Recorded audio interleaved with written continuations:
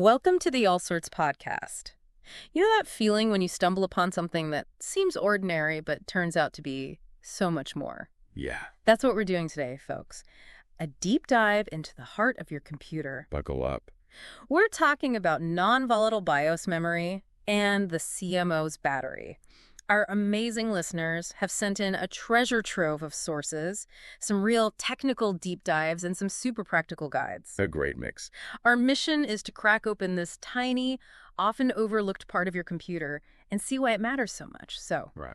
first things first, what exactly is this non-volatile BIOS memory? We hear the term, but what's the deal? It's a little pocket of memory right on your computer's motherboard. Okay. And it's dedicated to one crucial job: storing your BIOS settings. The BIOS settings, right? Yeah, think of it like the computer's rulebook. Uh-huh. These settings tell the computer how to boot up, what hardware it's got, and how it all works together at the most basic level. Fundamental stuff. Yeah, totally.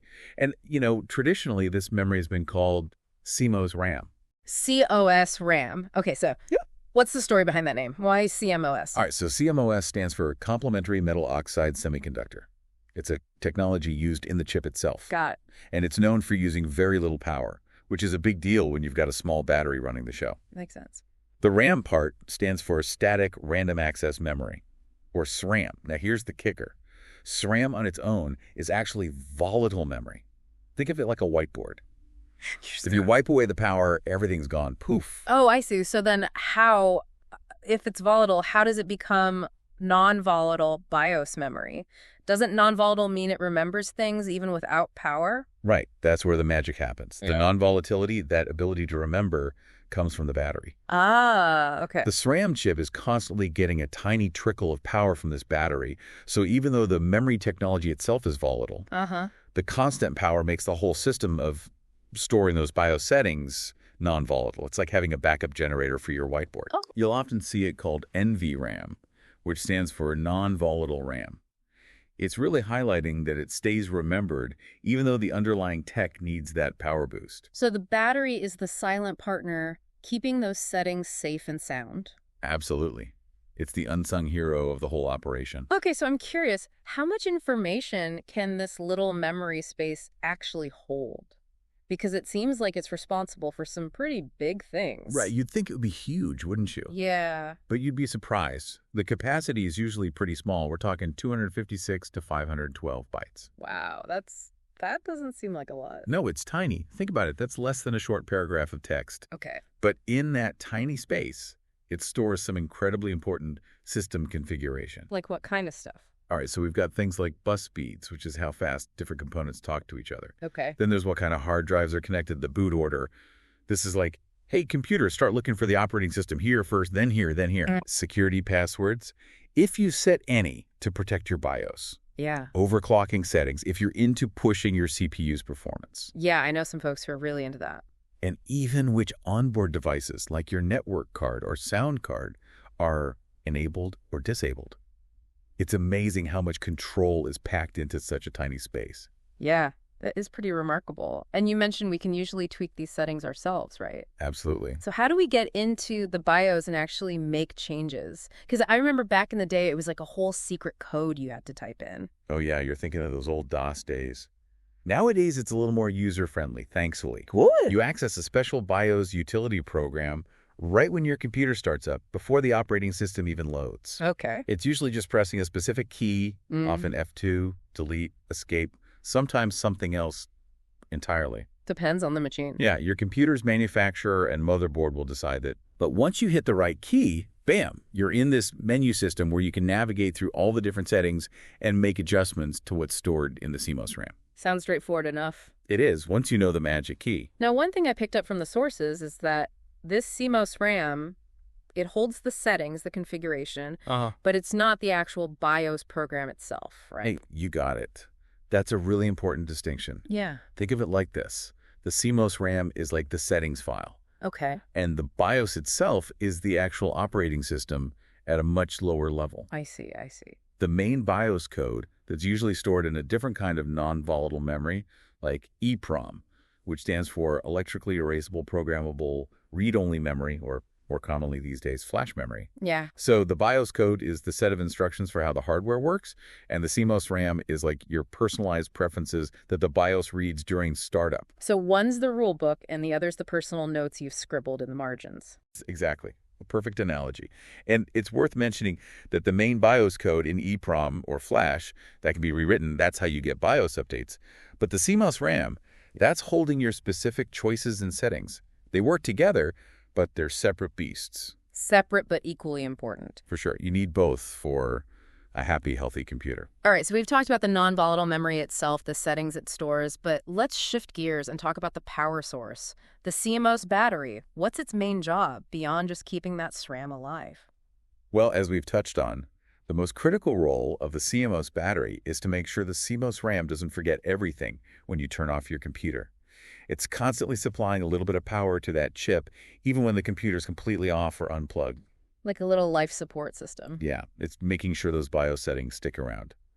But there's another important job it handles. It also powers the real-time clock, or RTC. RTC, right? This is the chip that keeps track of your system's date and time. Ah, so it's like a tiny, always-on timekeeper. Exactly. So it's keeping those crucial settings alive and keeping time ticking, even when everything else is powered down. So what kind of battery are we talking about here? What's powering this whole operation? It's usually a small, coin-shaped lithium cell battery. Okay. The most common type is a CR2032. A CR2032. You know, those silver ones, about the size of a nickel. Oh, yeah, I've definitely seen those before. They're all over the place in all sorts of electronics. And they're used here because lithium batteries last a long time and their voltage output is nice and stable. Makes it perfect for this kind of job. Gotcha. So, question is, how long do these little guys actually last? I mean, we rely on them for some pretty crucial stuff. Yeah, good question. The general estimate is around 3 years if the computer's off most of the time, but that can really vary. Okay. Some CMOS batteries can last up to 10 years, depending on things like how often you shut down your computer completely, the temperature around the computer, you know, how hot it gets, Right. and just the overall quality of the battery itself. You get what you pay for, I guess. Yeah, I guess so. So are there any other interesting quirks or details about these CMOS batteries? Anything people might find surprising? Yeah, there are a couple things. On most of your modern ATX motherboards, Okay. even when the computer's switched off but still plugged into the wall, Right. the power supply unit, the PSU, can actually provide a little bit of standby power to the motherboards, like a tiny trickle of electricity. Okay. And that can help keep the CMOS memory going, even without the battery doing all the heavy lifting. So it's like a backup for the backup. Exactly. It can help extend the battery's life, but the battery's still essential when the system is totally unplugged, or if the PSU's main power switch is flipped off. I see. So it's still good to keep an eye on that battery, even if you've got a modern system. Oh, absolutely. You never want to be caught with a dead CMOS battery. Yeah. Now, another interesting thing is that older computer systems, they sometimes use rechargeable nickel-cadmium batteries or niacide batteries. These were shaped like little barrels. Oh, interesting. But they had this nasty habit of leaking. Oh, no. Yeah, and the chemicals inside, they could really corrode the motherboard. Oof, not good. Not good at all. It could cause some serious damage, sometimes even ruin the motherboard completely. So if you've got an older system, it's worth checking on those batteries to make sure they're not leaking. And some older boards that had soldered batteries, they actually included headers or connectors, so you could install an external battery pack if the original one died. Oh, that's interesting. Yeah, like a little battery backpack for your motherboard. So leaky batteries, that's definitely something to watch out for. All right, so we understand what this non-volatile memory does. We know what the CMOS battery does. But why should our listeners actually care about all this? What happens if this whole system goes kaput? All right, so here's the thing. The most common issue you're going to run into is the CMOS battery dying. Okay. And when that happens, your BIOS settings, they go back to the factory default. And what does that look like for the user? What are the warning signs? So one of the most obvious signs is that your system clock is suddenly way off. Like it might show the wrong date, maybe even the year the BIOS was manufactured. Oh, wow. Yeah, it's like your computer's gone back in time. Another thing you might notice is that any custom settings you had in the BIOS, they're gone. Like the boot order and stuff. Exactly. And if you've got any CPU overclocking profiles set up, those are gone too. Back to square one. Yep. In some cases, your computer might not even boot at all. Oh, no. Yeah, it can get that bad. The system might not know where to find the operating system because the settings are all messed up. You might see some hardware errors popping up, maybe even a specific code on the screen, like code 29. Error codes? Never a good sign. No, not at all. Oh. Sometimes you might even get CMOS checksum errors during startup. That's basically your computer saying, hey, something's not right with my settings. I see. And other things to watch out for are constant beeping sounds during boot. Like a distress signal. Exactly. Or a red light on the motherboard. These are all signs that something's wrong with the BIOS settings, and the CMOS battery is often the culprit. So a dead battery can cause a whole lot of chaos. Absolutely. It's a tiny thing, Yeah. but it can bring your whole system to its knees. You also mentioned CMOS mismatch errors earlier. What causes those? So this happens during the power on self-test or post. Post, right. That's the initial check the computer does when you turn it on. Exactly. It's like a little health check for your system. Okay.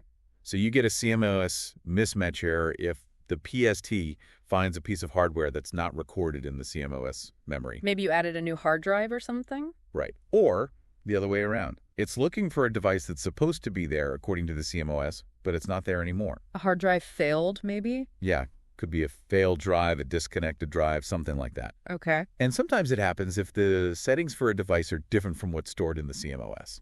Like maybe you've changed the settings for a drive and now it's reporting a different capacity. Interesting. So it's all about making sure the CMOS settings match up with what the computer is actually seeing. Precisely. Any mismatch there, and you can get these errors that prevent your computer from booting properly. Makes sense. Now, thankfully, the sources you sent us also cover how to clear or reset the CMOS. So when might someone need to do that? It's a good trick to have up your sleeve.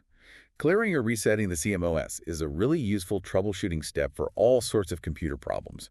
If your computer is freezing or crashing during PAT, that initial check we were talking about, or if you think messed up BIOS settings are causing problems. Like hardware errors or just instability? Yeah, exactly. A CMOS reset can be a great way to get things back to a known good state. Back to factory settings, a clean slate. Exactly. It's like hitting the reset button on your computer's most basic settings. Okay, so how do you actually go about doing this CMOS reset? Sounds kind of technical. It can be, but there are a few different ways to do it.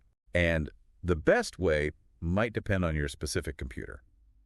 One common way is actually right through the BIOS setup utility itself. Oh, really? Yeah, so you get into the BIOS menu. Remember, by pressing that special key during startup? Right, and there's usually an option like load defaults or restore defaults or something similar. Okay. Selecting that tells the BIOS to wipe out the current settings in the CMOS RAM and replace them with the factory defaults. Easy enough. It is, but it's worth noting that this might not always clear all the NVRAM settings, Okay. especially if there's some kind of corruption going on. It's like trying to wipe a whiteboard with a damp cloth. Sometimes you need something a bit stronger. Exactly. So what are the other methods when you need to get more, hands-on? Right. So for a more forceful reset, especially if you need to clear BIOS passwords or if the software reset isn't doing the trick, you'll probably need to use a jumper on the motherboard. A jumper? Yeah, it's usually 3 little metal pins sticking up from the motherboard. Okay. You'll find them near the CMOS battery, usually. All right. Your motherboard manual will be your best friend here. It'll show you exactly where to find it. Right, because every motherboard's a bit different. Yeah, they can be all over the place. But there's usually a little plastic cap that sits on 2 of the pins. To clear the CMOS, you turn off your computer, unplug it, and then you move that cap to the other 2 pins for about 15-20 seconds. This creates a short circuit and wipes the CMOS clean. Oh, interesting. Yeah, and it's important to move the jumper back to its original position before you turn the computer back on. Gotcha. So it's literally like physically rerouting the electricity to force the memory to reset. That's a great way to put it. It's a very direct approach. What about if you can't find a jumper or you can't get to it easily? Like in a laptop, maybe? Oh, yeah, good point. In laptops and sometimes even in desktops, the jumpers can be really hard to get to. Yeah. Another way to reset the CMOS is to physically remove the battery itself. Oh, okay. So again, first step, turn off the computer, unplug it. If it's a laptop, take out the main battery too. Make sure it's totally dead. Exactly. No power at all. Then find the CMOS battery on the motherboard. It's usually in a little holder with a clip to keep it in place. Okay. Carefully take out the battery. And here's a good tip. Once you've got it out, press and hold the power button on your computer for about 10-20 seconds. Drain any residual power. Right. That helps to completely discharge the system. Then put the battery back in, make sure it's secure, put your computer back together, and try booting it up. And fingers crossed, that does the trick. Hopefully. This usually wipes the BIOS settings clean, including passwords. Good to know. Now, I think it was our Dell sources that mentioned a different technique for some of their newer desktop models, something called an RTC reset. How does that one work? Yeah, Dell's got some interesting tricks up their sleeve. For their desktops made after around April 2020, they've got this dedicated real-time clock reset function. Dedicated, huh? Yeah, very fancy. And for these systems, it's actually pretty simple. You just turn off the computer completely Okay. and then hold down the power button for 30 seconds. And that's it. Pretty much. This triggers a reset of the real-time clock, and often it clears the NVRAM too. So it's resetting the clock and the BIOS settings at the same time. Exactly. It's a more integrated approach than messing with jumpers or the battery. Neat. So we've got all these different ways to reset the CMOS, but our sources were really clear about understanding what it does and what it doesn't do. Can you walk us through that? Absolutely. When you clear the CMOS, you're resetting all the hardware-level configurations. Okay. This includes any BIOS passwords you've set. Right. So the user password for the BIOS setup, Right. the administrator password if you've got one, Yeah. even hard drive passwords that are managed through the BIOS. All gone. So it's a good way to get back in if you've forgotten a password. Can be, but it's really important to remember that clearing a CMOS doesn't affect your operating system password. Okay. That's important. Yeah, so your Windows password, your Mac OS password, those are all stored separately by the operating system itself. So clearing the CMOS won't magically unlock your computer if you've forgotten your Windows password? Nope, not at all. And it also won't reset passwords for your online accounts or email or any other software. Those are all managed within their own systems. It's just the BIOS stuff that gets wiped. All right, good to know. So it's a powerful tool, but it has its limits. Exactly. You got to know what you're doing. And speaking of knowing what you're doing, let's talk a bit about how non-volatile storage for the BIOS has changed over time. You mentioned that CMOS RAM with a battery. That's not the only game in town anymore. Right. Technology is always moving forward, and the way we store these settings has evolved too. While that traditional setup with the CMOS RAM and battery, that's still around, modern computers are increasingly using EEPROM, or flash memory, to store both the BIOS code itself and those settings. Same kind of memory that holds the operating system, right? Yeah, exactly. It's really versatile. So in a lot of newer systems, there's a specific section of the flash ROM chip that holds the BIOS, and it's also used to store those settings as NVRAM. And here's the thing. Even with these more modern UEFI systems, which stands for Unified Extensible Firmware Interface, UEFI. even with UEFI, a lot of motherboards are still designed so that a dead CMOS battery can cause those UEFI settings to be lost. So even with fancier memory, the battery still matters. It really does. It might be because the real-time clock still needs that battery, and the UEFI settings depend on the clock working properly. I see. Or it might just be a design choice. Yeah. Either way, it's a good reminder that that little coin cell battery is still a crucial part of the system, even in modern computers. So even though the tech's evolved, some things stay the same. Yeah, the basics are often surprisingly resilient. All right, and one last thing before we wrap up. The physical layout of all these components, it's changed too, right? Oh yeah, absolutely. It's gone through quite a transformation. What have we seen? So in the old days, the CMOS RAM and the real-time clock, they were separate chips. Yeah. Sometimes even a specific chip like the Motorola MC1C146812.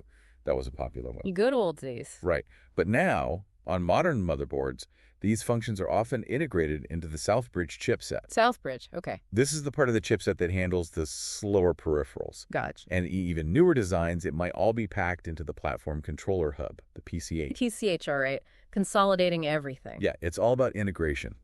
And in some really cutting-edge systems, you might even find that the Super I/O chip is handling some of these low-level settings. Wow. So what used to be separate chips are now all part of larger, more complex units? Exactly. It's Yeah. amazing how much they can pack onto a single chip these days. It's a testament to how far computer engineering has come, really. So, to wrap things up, we started with this seemingly simple topic, a battery and a little chip, but we've discovered that non-volatile BIOS memory and the CMOS battery, they're the unsung heroes of our computers. Keeping everything running smoothly behind the scenes. They make sure our computers boot up correctly, remember all their settings, and they even keep track of time. Who knew that such a tiny component could have such a huge impact? Right. It's all about the little things. And with that, we come to the end of another deep dive. But remember, the journey of discovery doesn't stop here, folks. If you enjoyed this exploration into the heart of your computer, be sure to hit that like button, share it with your friends, and subscribe to the All Sorts podcast on YouTube. Your support helps us to keep bringing you these fascinating deep dives into all sorts of topics. We love hearing from you. Absolutely. We've got a whole archive of past deep dives just waiting for you to explore, each one a unique adventure into a different corner of our world. And don't forget to connect with the All Sorts podcast community on X, Instagram, and Threads. We're always sharing insights, continuing the conversation, and announcing new discoveries. Your engagement helps us to grow this community of curious minds and bring even more exciting deep dives to the world. It's all about sparking curiosity and learning together. Exactly. And here's one last thought for you to chew on. In our increasingly digital world where so much of our data lives in the cloud, what other small, often overlooked elements are working tirelessly behind the scenes to keep everything running smoothly? Maybe the resilience of the non-volatile BIOS memory and that little CMOS battery. Maybe they're a reminder that sometimes the smallest things can have the biggest impact. Food for thought. Until next time, keep exploring, keep learning, and keep those CMOS batteries fresh.